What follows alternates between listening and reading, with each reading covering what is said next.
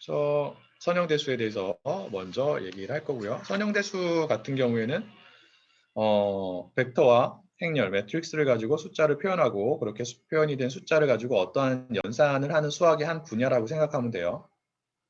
그렇게 어려운 분야는 아니에요. 물론 이제 디테일하게 들어가면 어려운 내용들이 굉장히 많이 나오긴 하지만 어느 정도 선까지는 굉장히 쉽게 제가 생각하기에는 그 중학교 수준의 수학적인 백그라운드만 있어도 충분히 이해할 수 있어요. 그래서 여러분들이 일단 그 자신을 갖고 공부를 해주기를 부탁을 하고요. 그래서 선형대수의 주요 구성 요소로는 세 가지가 있습니다. 이게 그 세 가지예요. 첫 번째가 이제 스칼라라고 하는 게 있고, 두 번째가 벡터가 있고, 세 번째가 행렬, 매트릭스가 있는데, 스칼라는 뭐 선형대수에서만 다뤄지는 건 아니죠. 얘는 그냥 하나의 숫자예요. 보통의 상수, 실수라고 얘기할 수 있어요. 그래서 얘는 뭐 다른 분야에서도 일반적으로 다뤄지는 것이기 때문에 여기에서는 그렇게 중요하게 다루지 않습니다. 중요한 애들이 이 두 가지가 있는 거죠. 선형대수에 있어서 벡터가 있고 행렬이 있는 거예요. 벡터는 별게 아니라 어떻게 여러분들이 생각할 수 있냐면 여러 개의 숫자들을 한 줄로 배열한 어떤 것이라고 생각할 수 있어요. 행렬은 뭐예요? 자, 벡터는 여러 개의 숫자를 한 줄로 배열한 것이고 행렬은 여러 개의 숫자를 한 줄이 아니라 사각형의 형태로 배열한 것이 되는 거예요. 별게 아니죠. 그런 식으로 숫자를 저장하는 것이 벡터와 행렬이 됩니다. 그 다음에 여러분들이 이제 기계학습을 공부하다 보면은 텐서라는 표현을 들어본 적이 있을 거예요. 들어본 적 있죠? 어디에서? 텐서플로우에서. 텐서플로우가 뭐예요? 딥러닝에 사용이 되는 구글에서 만든 프레임워크예요. 그냥 모듈이나 라이브러리라고 생각하면 돼요. 이 텐서플로우는 하나의 단어가 아니라 텐서 더하기 플로우예요. 이 텐서가 벡터와 행렬을 의미해요. 데이터를 저장하는 컨테이너라고 생각하면 돼요. 물론 벡터 같은 경우에는 한 줄로 이렇게 나열한 것이기 때문에 우리가 1D 텐서라고 표현을 합니다. 축이 하나밖에 없죠. 이렇게 한 줄로 나열한 거예요. 행렬은 사각형으로 나열했다고 했죠. 축이 두 개가 있는 형태예요. 축이 두 개가 있기 때문에 몇 D 텐서라고 할까요? 2D 텐서라고 하겠죠. 3D 텐서도 있고 4D 텐서도 있어요. 보통 딥러닝에서는 4D까지 갑니다. 이미지를 다룰 때 혹은 텍스트를 다룰 때 어쨌든 간에 행렬과 벡터를 연장한 거, 확대한 것이라고 생각하면 돼요. 숫자를 저장하는 역할을 하는 게 텐서라고요. 그리고 넘파이 배웠어요? 파이썬 코딩에서? 넘파이에서는 텐서를 어레이라고 불러요. 어레이도 역시나 마찬가지로 여러 개의 숫자를 저장하는 컨테이너의 역할을 하는 거예요. 그래서 그 벡터 같은 경우에는 넘파이를 사용해서 벡터를 생성하게 되면 1D 어레이로 생성이 되는 거고 행렬은 넘파이를 사용해서 행렬을 표현하게 되면 2D 어레이가 되는 거예요. 3D 어레이도 있고 4D 어레이도 있겠죠. 맞아요? 그래서 어레이랑 텐서랑 같은 개념이라고 보면 돼요. 이름만 다른 거예요. 그래서 딥러닝을 보면 여러 개 층으로 구성이 되어 있잖아요. 딥러닝 한 번이라도 공부해 본 사람들은 알겠지만 그래서 앞에 입력층이 있고 중간에 여러 개의 은닉층이 있고 그 다음에 마지막에 출력층이 있어요. 각각의 층들이 어떠한 역할을 하냐면 어떠한 데이터를 받아서 다음 층으로 전달하는 역할을 해요. 은닉층도 마찬가지고 그리고 출력층은 이전 레이어에서 이전 층에서 보내는 데이터를 받아가지고 어떠한 종속 변수의 값을 출력을 하죠. 데이터들이 이렇게 흘러가잖아요. 이쪽으로. 맞아요? 근데 데이터를 무엇에 저장을 한다고요? 텐서에 저장을 한다고요. 텐서는 그냥 데이터라고 생각하면 돼요. 이 텐서가 이렇게 흘러가는 거죠. 흘러가는 것을 뭐라고 그래요? 플로우라고 그러는 거예요. 그래서 텐서 플로우가 된 거예요. 오케이? TensorFlow라는 이름이 거기서 나온 거예요.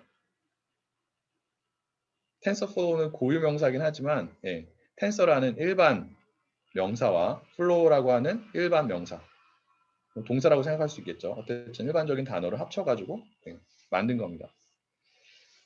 어쨌든 중요한 건 뭐냐면 선형대수 관련해서 가장 중요한 구성 요소가 이 두 가지다. 벡터랑 행렬이라는 거고, 벡터는 별게 아니라 여러 개의 숫자를 일렬로 배열한 것이라고 생각하면 되고, 행렬은 여러 개의 숫자를 사각형의 형태로 배열한 것, 저장한 것이라고 생각하면 되는 거죠.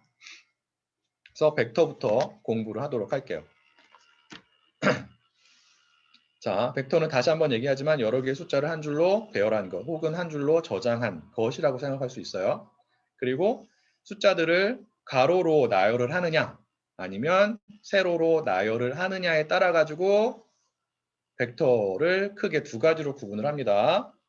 그래서 세로로 나열을 하면은 종벡터가 되는 거고요. 칼럼 벡터가 되는 거죠.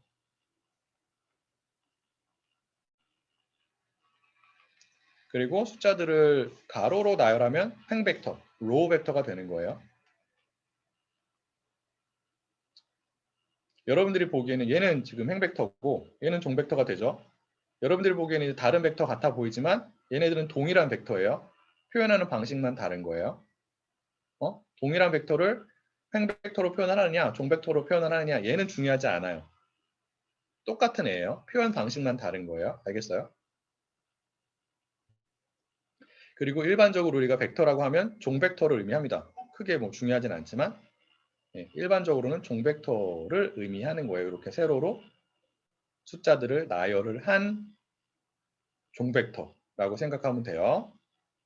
그리고 지금은 보면 얘는 이제 이렇게 표현이 됐지만 이렇게 표현할 수도 있어요. 소괄호를 쓰느냐 콤마를 사용하느냐 얘는 이렇게 중요하지 않나요? 어떠한 괄호를 사용해서 벡터를 표현하는지 대괄호를 사용하는지 뭐 소괄호를 사용하는지 그 숫자들 사이에 콤마를 붙이는지 그렇지 않은지는 중요하지 않다고요. 알겠죠? 이렇게 표현할 수도 있어요. 자, 지금은 뭐 A라고 하는 벡터가 있는 건데 얘는 몇 개의 숫자들로 구성이 되어 있어요? 몇 개의 숫자들을 저장하고 있어요?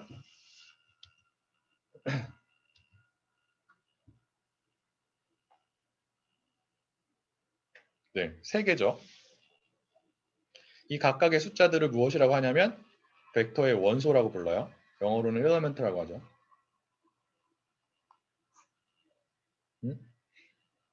그래서 얘는 원소가 몇 개인 벡터예요? 3개인 벡터예요. 알겠어요?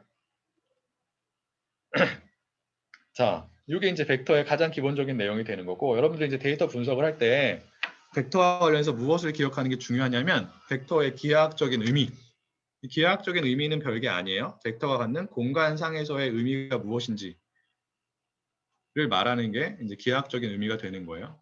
그 얘기는 무엇이냐면 여러분들이 중요하게 알아야 되는 기억을 해야 되는 벡터 관련된 내용이 무엇이냐면 벡터의 공간적인 의미, 벡터가 공간상에서 무엇을 의미하느냐를 잘 알아야 돼요. 행렬도 마찬가지예요. 행렬도 공간상에서 행렬이 무엇을 의미하는지를 잘 기억하는 게 중요합니다. 그래서 선형대수는 공간에서 표현이 되는 수학적인 학문이라고 생각하면 돼요. 물론 이제 고등학교 때 벡터와 행렬을 배울 때 그러한 기하학적인 의미는 크게 다루지 않았을 거예요. 하지만 원래는 벡터와 행렬의 기하학적인 의미, 공간상에서의 의미가 훨씬 중요해요. 특히 무엇과 관련해서? 데이터 분석과 관련해서. 자, 그러면 벡터가 공간상에서 무엇을 의미하느냐? 별게 아니에요. 공간상의 하나의 점이에요. 공간이 있잖아요. 거기 하나의 점이 뭐가 되냐면 벡터가 되는 거예요. 자, 공간은 무엇을 가지고 있죠? 공기? 공간은 무엇을 가지고 있어요? 공간은 디멘전, 차원을 가지고 있죠. 여러분들이 지금 존재하는 이 공간은 몇 차원 공간이에요?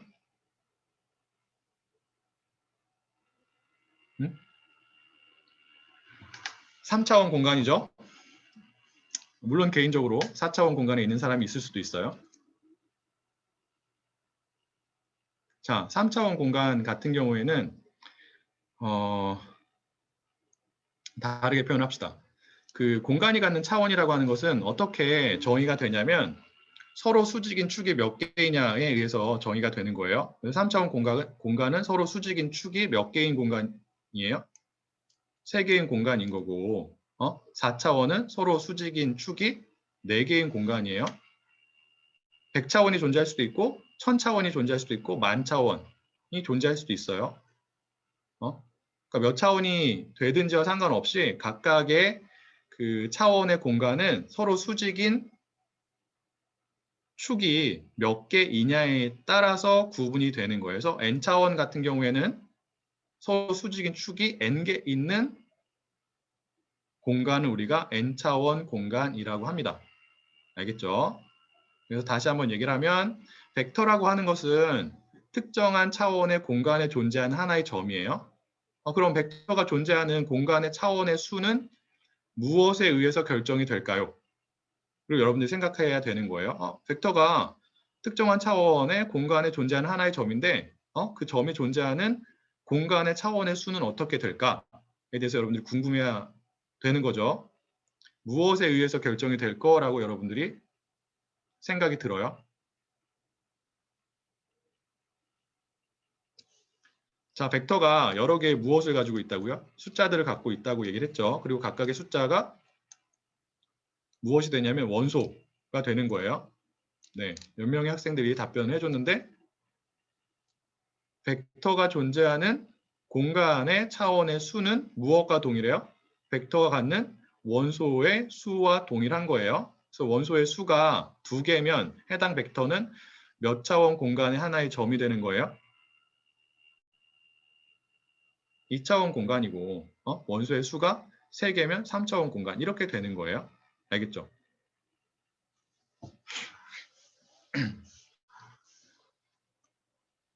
자, 그래서 예를 들어 가지고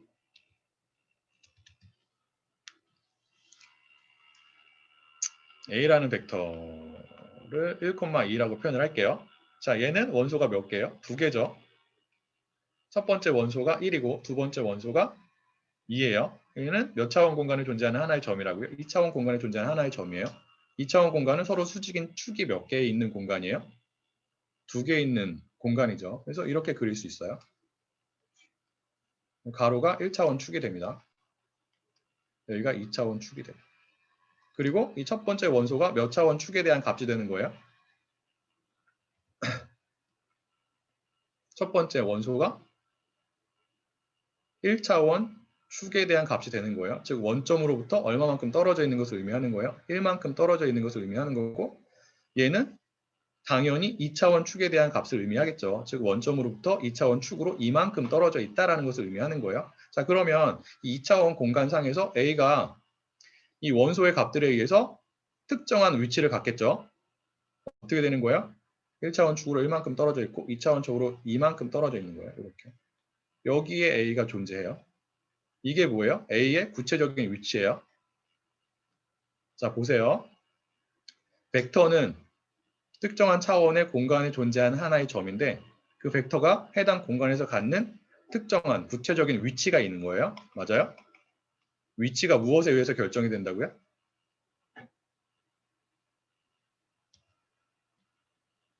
무엇에 의해서 결정이 돼요? 원소의 값에 의해서 결정이 돼요. 맞나요? 원소의 구체적인 값이 어떻게 되느냐에 따라 가지고 해당 공간에서 벡터가 차지하는 위치가 달라지는 거죠. 맞아요? 자, 이 원소의 값이 무엇을 의미하냐면 해당 벡터의 고유한 특성을 의미해요. 어디다 쓸까요? 원소의 구체적인 값이 무엇이냐에 따라 가지고 벡터의 무엇이 결정이 되는 거예요? 고유한 특성이 결정이 되는 거예요. 알겠어요? 잘 기억하세요. 벡터는 고유한 특성을 갖는데 그 고유한 특성이 무엇에 의해서 결정이 되냐 하면 벡터가 갖고 있는 원소들의 구체적인 값에 의해서 결정이 되는 거예요. 자, 그런데 원소의 값에 의해서 무엇이 결정이 된다고요? 고유한 특성 말고 공간상에서의 위치가 결정이 돼요. 그러면 이 위치가 결국에는 해당 벡터에 무엇을 반영을 하는 거예요? 고유한 특성을 나타내겠죠. 그래서 공간상에서 하나의 벡터가 어떠한 위치에 존재하느냐가 무엇을 나타낸다고요? 해당 벡터에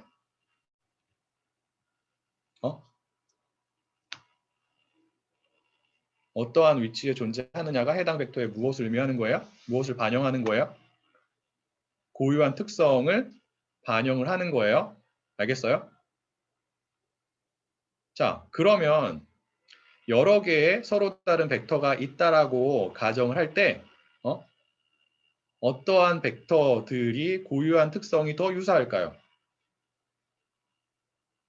위치가 비슷하면, 공간상에서의 위치가 비슷하면 뭐가 더 비슷한 거예요? 해당 벡터들이 상대적으로 고유한 특성이 더 비슷한 거예요. 알겠어요? 그래서 우리가 벡터들의 위치 정보를 가지고 벡터들 간에 무엇을 파악할 수 있어요? 고유한 특성이 얼마나 비슷한지, 즉 유사도를 파악할 수 있는 거예요. 오케이? 그래서 위치 정보를 가지고 우리가 서로 다른 벡터들 간에 무엇을 파악할 수 있다고요? 유사도에. 고유한 특성이 얼마나 비슷한지, 그렇지 않은지를 파악할 수 있는 거예요. 자, 그러면 위치 정보를 이용한다라고 했는데 위치가 얼마나 비슷한지, 그렇지 않은지를 우리가 무엇을 가지고 측정 혹은 계산할 수 있을까요?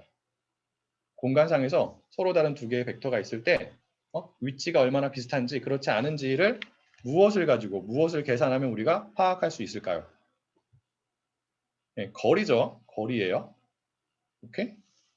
거리가 짧으면 위치가 비슷한 거죠. 그만큼. 그리고 거리가 멀면 그만큼 위치가 다른 거예요. 오케이? 그래서 그 위치가 얼마나 비슷하냐는 무엇을 가지고 우리가 파악할 수 있다고요? 거리를 가지고 파악할 수 있다고요. 즉 거리가 무엇을 반영하는 거예요? 유사도를 반영을 하는 거죠. 그래서 거리가 짧으면 짧을수록 유사도가 큰 거예요, 작은 거예요? 서로 더 가까이 위치해 있으니까, 즉 위치가 비슷하기 때문에 유사도가 당연히 더 큰 거겠죠. 맞나요? 자, 그러면 벡터 간의 거리를 어떻게 측정할 수 있을까요? 여러 가지 방법이 있어요. 그 중에서 여러분들은 적어도 한 가지 방법은 알고 있어야 돼요. 왜? 중학교 1학년 때 배웠기 때문에. 어떠한 거리일까요? 중학교 1학년이 너무 먼 과거인가요? 유클리디안 거리예요. 오케이? 자, 다시 한번 얘기를 하지만 공간상에 존재하는 서로 다른 두 개의 벡터 간의 거리를 측정할 때 사용하는 방법은 굉장히 여러 가지가 있어요. 10가지가 넘어요. 그 중에서 가장 일반적으로 많이 사용이 되고 많이 알려져 있는 게 무엇이에요? 유클리디안 거리예요. 오케이? 자, 유클리디안 거리는 어떻게 정의가 되냐면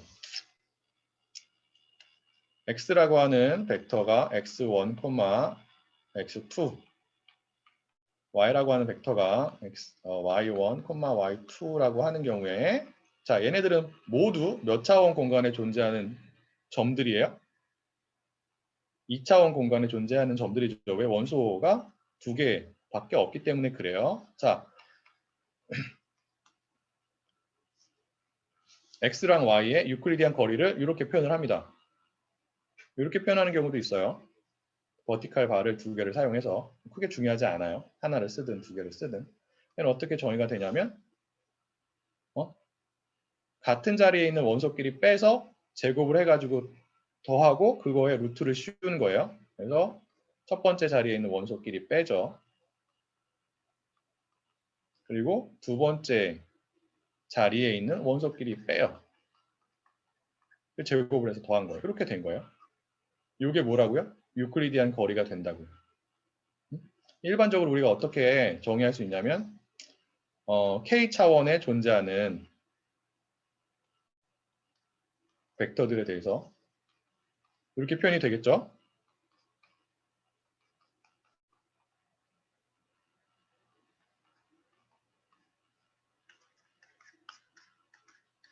똑같아요. 같은 자리에 있는 원소끼리 빼가지고 제곱을 해서 다 더해주면 돼요.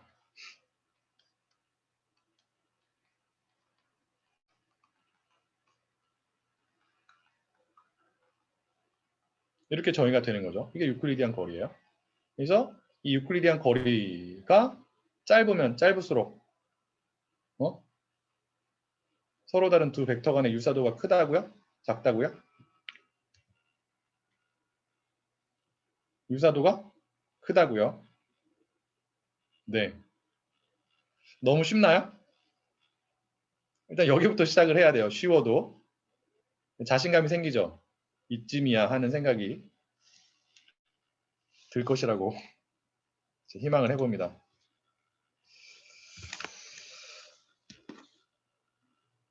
시간이 조금 지나긴 했는데 하나만 더 설명을 하고 쉬는 시간을 갖고 그 다음 시간을 계속해서 진행을 하도록 할게요. 중간에 끊기가 좀 그래가지고 자 그러면 이것까지 설명을 해야 돼요.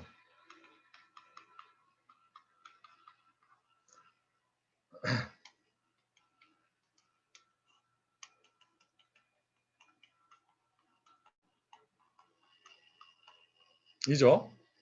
얘네들은 다 2차원 공간에 있는 거예요.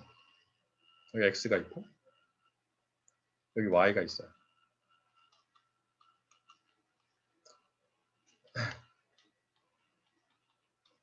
자, 이 유클리디안 거리는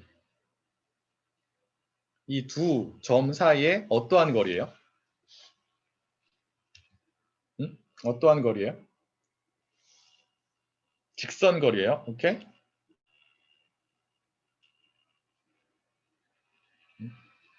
거리를 이렇게 잴 수도 있고 이렇게 잴 수도 있는데 얘는 직선의 거리라고요. 유클리디안 거리는 두 점 사이의 직선의 거리예요.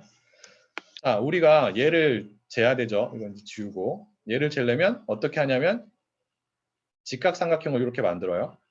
그래서 여기서 1차원 축에 수선을 내리고 여기서 이제 이렇게 합시다.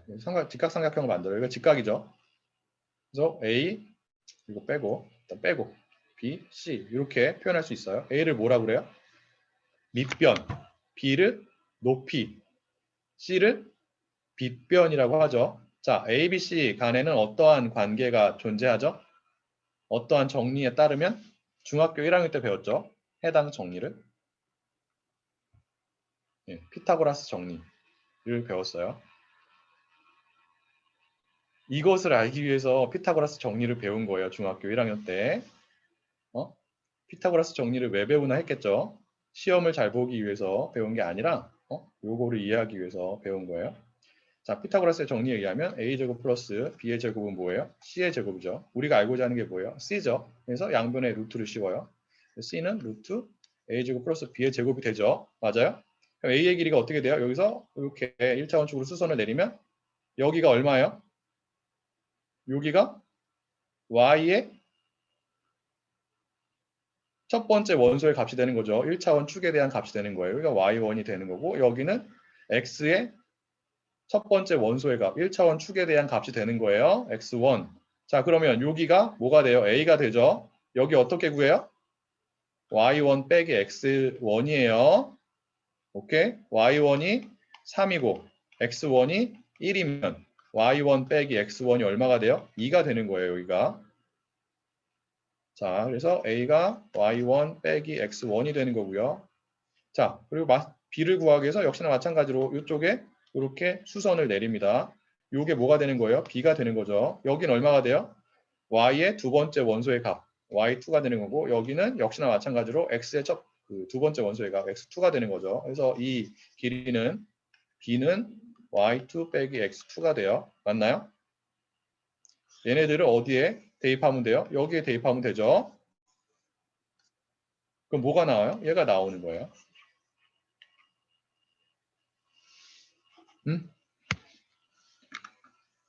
요거는 다 아는 거죠? 네. 일단 첫 번째 시간은 여기까지 하고요. 혹시 관련해서 질문이 있을까요? 쉬는 시간을 갖기 이전에? 네, 질문이 없으면 그 10분 정도 쉬고 두 번째 시간을 계속 이어서 진행을 하도록 하겠습니다.